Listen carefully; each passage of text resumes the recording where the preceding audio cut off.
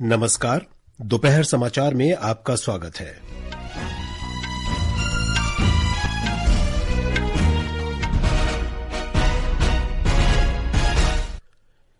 प्रधानमंत्री नरेंद्र मोदी ने कहा, यूक्रेन संघर्ष की शुरुआत से ही भारत हमेशा शांति का पक्षधर रहा है। 2 देशों की सफल यात्रा के बाद स्वदेश लौटे। केंद्रीय मंत्री रक्षा खड़से नेपाल बस दुर्घटना के पीड़ितों और जीवित बचे लोगों की वापसी की निगरानी के लिए काठमांडू पहुंची। भारत के पहले पुनः प्रयोज्य हाइब्रिड रॉकेट रोमी 1 का चेन्नई से प्रक्षेपण। अमेरिका ने भारत को $52 मिलियन से अधिक मूल्य के उन्नत पनडुब्बी रोधी युद्ध उपकरण बेचने को मंजूरी दी। और भारतीय क्रिकेटर शिखर धवन ने अंतर्राष्ट्रीय और घरेलू क्रिकेट से संन्यास की घोषणा की। दोपहर समाचार के साथ मैं विशाल शर्मा। प्रधानमंत्री नरेंद्र मोदी पोलैंड और यूक्रेन की सफल यात्रा के बाद आज दोपहर स्वदेश लौट आए। यात्रा के दौरान प्रधानमंत्री ने वार्सो में पोलैंड के प्रधानमंत्री डोनाल्ड टस्क के साथ वार्ता की। दोनों नेताओं ने संबंधों को और बेहतर बनाकर सामरिक भागीदारी करने का निर्णय लिया। उन्होंने और अधिक स्थायी, समृद्ध और सतत विश्व के लिए द्विपक्षीय, क्षेत्रीय और अंतर्राष्ट्रीय सहयोग को और प्रगाढ़ करने की प्रतिबद्धता दोहराई। दोनों नेताओं ने यूक्रेन और पश्चिम एशिया में संघर्ष सहित महत्वपूर्ण क्षेत्रीय और आपसी हित के वैश्विक मुद्दों पर भी चर्चा की। यूक्रेन में प्रधानमंत्री मोदी और यूक्रेन के राष्ट्रपति वोलोदिमिर जेलेंस्की के बीच कीव में राष्ट्रमंडल स्तर की बैठक हुई। बैठक के दौरान यूक्रेन में सामुदायिक विकास परियोजनाओं, औषध नियंत्रण मानकों, सांस्कृतिक आदान प्रदान और कृषि सहित विभिन्न क्षेत्रों में द्विपक्षीय संबंधों को मजबूत करने के लिए 4 समझौता ज्ञापनों पर हस्ताक्षर किए गए। प्रधानमंत्री नरेंद्र मोदी ने कहा कि यूक्रेन और रूस को संघर्ष का समाधान तलाशना चाहिए।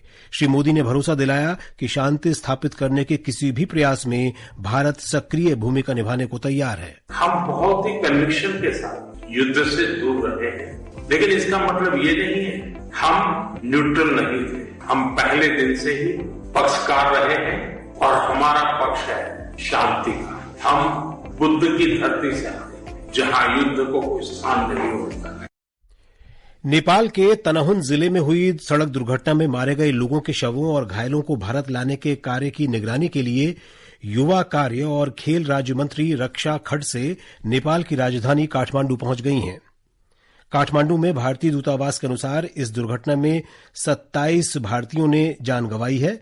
एक सोशल मीडिया पोस्ट में सुश्री खड़से ने कहा कि उन्होंने काठमांडू के त्रिभुवन अंतर्राष्ट्रीय हवाई अड्डे पर भारत के राजदूत नवीन श्रीवास्तव और नेपाल विदेश मंत्रालय के संयुक्त सचिव ब्रिघु धुंगाना के साथ बचाव अभियान और आगे की कार्रवाई के बारे में चर्चा की।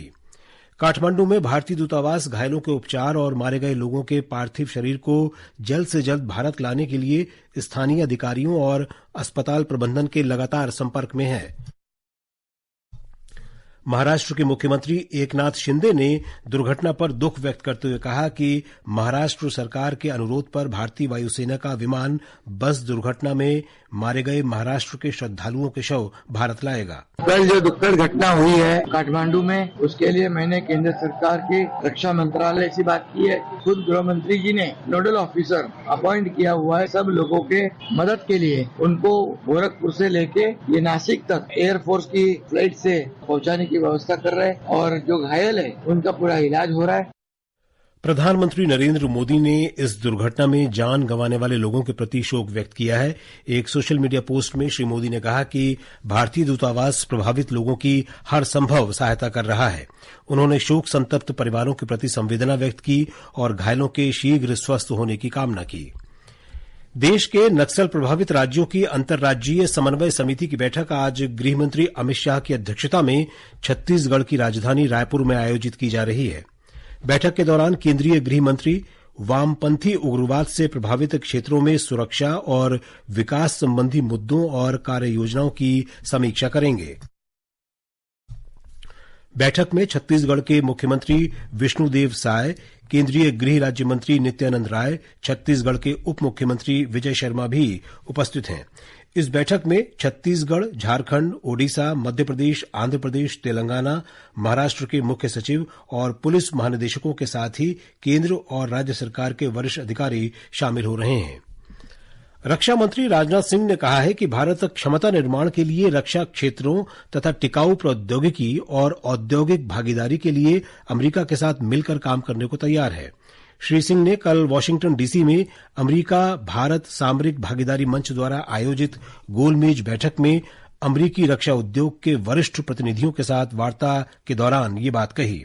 श्री सिंह ने कहा कि भारत अमेरिकी निवेश और प्रौद्योगिकी सहयोग का स्वागत करता है और वो कुशल मानव संसाधन आधार, प्रत्यक्ष विदेशी निवेश और कारोबार अनुकूल मजबूत व्यवस्था के साथ तैयार है। असम के ढींग में एक नाबालिग लड़की से दुष्कर्म के मुख्य आरोपी की आज सुबह मौत हो गई। पुलिस द्वारा गिरफ्तार किया गया आरोपी तफजुल इस्लाम भागकर तालाब में कूद गया, जिससे उसकी मौत हो गई। राज्य आपदा मोचन बल की मदद से उसका शव निकाला गया। नागांव जिले के ढींग में बृहस्पतिवार को हुए जघन्य अपराध में 3 व्यक्ति कथित तौर पर शामिल थे।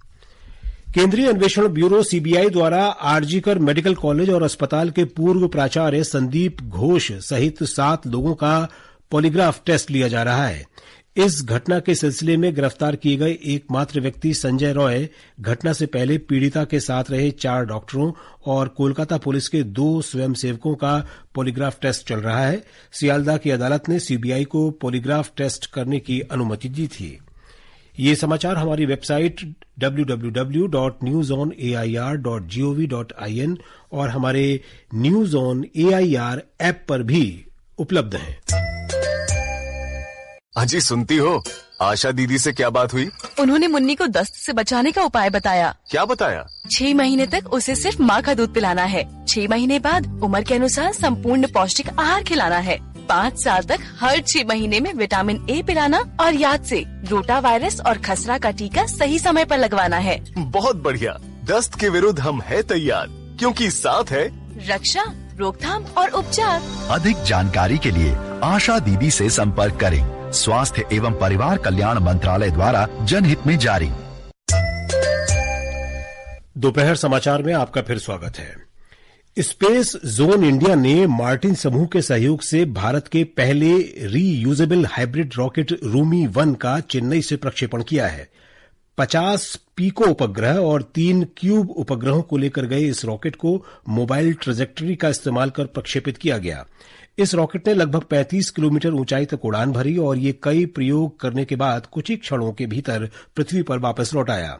इस अभियान का नेतृत्व करने वाले इसरो अंतरिक्ष केंद्र के पूर्व निदेशक डॉक्टर माइल स्वामी अन्नादुरई ने कहा कि कार्यक्षमता बढ़ाने और परिचालन लागत को कम से कम करने के लिए रॉकेट में तरल और ठोस ईंधन के मिश्रण का उपयोग किया गया। This is the hybrid propellant. Even Indian Space Research Organization, even NASA, many people are concerned. Their starting system is concerned from the sounding rocket. This is more like that one only. It is there for the altitude and this point of view. It will not go into a orbit. But notwithstanding that, this we have done last year February, and this year also it has been done. And this year, the plan is to recover the whatever we launch and possibly reuse once again also.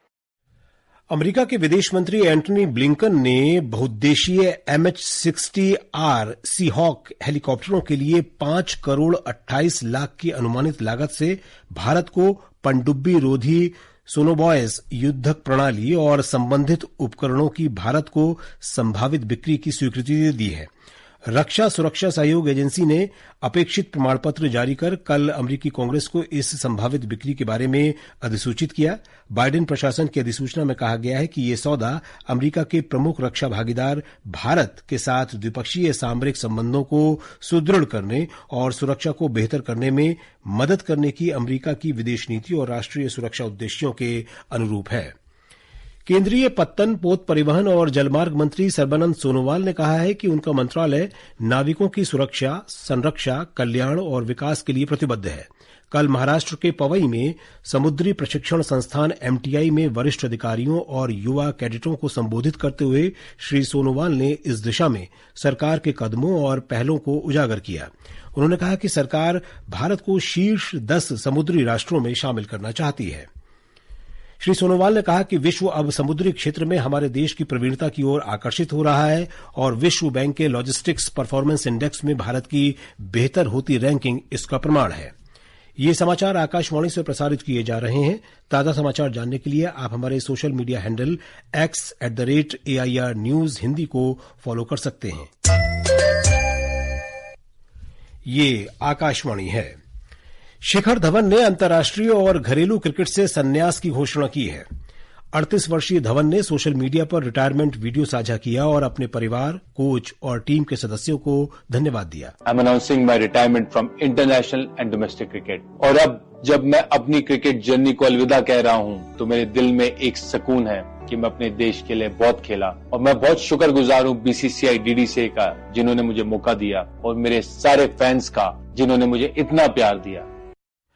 बाएं हाथ के बल्लेबाज ने team India के लिए 37 test match, 167 एकदिवसीय और 68 T20 match खेले। उन्होंने अंतर्राष्ट्रीय क्रिकेट में कुल 10,867 रन बनाए, जिसमें एकदिवसीय मैचों में 6,793 रन शामिल हैं। शिखर धवन ने एक दिवसीय मैचों में 17 शतक और 29 अर्धशतक लगाए और 15 मैचों में भारत की कप्तानी भी की। जॉर्डन के अम्मान में अंडर 17 विश्व कुश्ती चैंपियनशिप में भारतीय महिलाओं ने 185 अंकों के साथ पहला टीम खिताब जीता है। जापान 146 अंकों के साथ दूसरे और कजाकिस्तान 79 अंकों के साथ तीसरे स्थान पर रहा। प्रतियोगिता में भारतीय महिलाओं ने 5 स्वर्ण, 1 रजत और 2 कांस्य सहित कुल 8 पदक जीते। वहीं दूसरी ओर भारतीय पुरुष पहलवान फ्री स्टाइल स्पर्धा में कोई भी पदक जीतने में नाकामयाब रहे। प्रधानमंत्री नरेंद्र मोदी कल सवेरे 11 बजे आकाशवाणी से मन की बात कार्यक्रम में देश विदेश के लोगों के साथ अपने विचार साझा करेंगे। कार्यक्रम की ये 113वीं कड़ी होगी। ये कार्यक्रम आकाशवाणी और दूरदर्शन के समूचे नेटवर्क, आकाशवाणी समाचार, वेबसाइट और news on AIR mobile app पर प्रसारित किया जाएगा। इसे आकाशवाणी समाचार, दूरदर्शन समाचार, प्रधानमंत्री कार्यालय और सूचना तथा प्रसारण मंत्रालय के YouTube चैनलों पर भी सीधा प्रसारित किया जाएगा। दिल्ली मेट्रो ने चरण 3 कॉरिडोर की मेट्रो सेवाओं के समय में परिवर्तन किया है। अब रविवार को मेट्रो सेवाएं सुबह 8 बजे के स्थान पर 6 और 7 बजे से शुरू होंगी। दिल्ली मेट्रो रेल कॉरपोरेशन ने बताया कि दिलशाद गार्डन से शहीद स्थल नया bus stand, Noida city centre से नोएडा इलेक्ट्रॉनिक सिटी, मुंडका से ब्रिगेडियर होशियार सिंह और बदरपुर बॉर्डर से राजा नाहर सिंह बल्लभगढ़ तक चलने वाली मेट्रो सेवाएं सुबह 6 बजे से शुरू होंगी।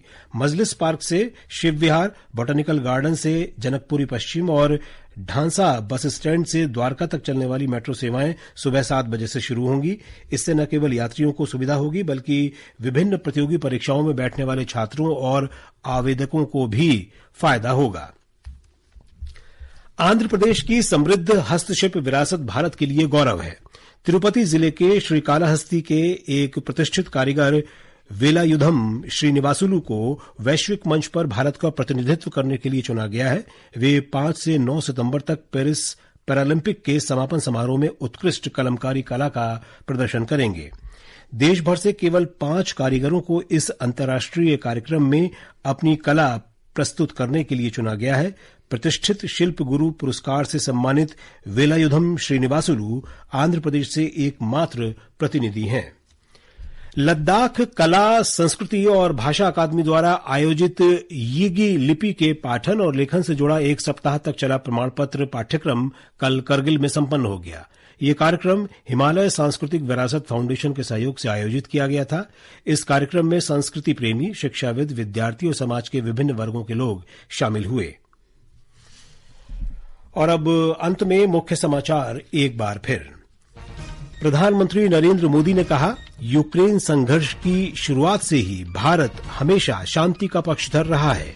2 देशों की सफल यात्रा के बाद स्वदेश लौटे। केंद्रीय मंत्री रक्षा खट से नेपाल बस दुर्घटना के पीड़ितों और जीवित बचे लोगों की वापसी की निगरानी के लिए काठमांडू पहुंची। भारत के पहले पुनः प्रयोज्य हाइब्रिड रॉकेट रूमी 1 का चेन्नई से प्रक्षेपण। अमेरिका ने भारत को $52 मिलियन से अधिक मूल्य के उन्नत पनडुब्बी रोधी युद्ध उपकरण बेचने को मंजूरी दी। और भारतीय क्रिकेटर शिखर धवन ने अंतर्राष्ट्रीय और घरेलू क्रिकेट से संन्यास की घोषणा की। इसके साथ ही दोपहर समाचार का ये अंक समाप्त हुआ। नमस्कार।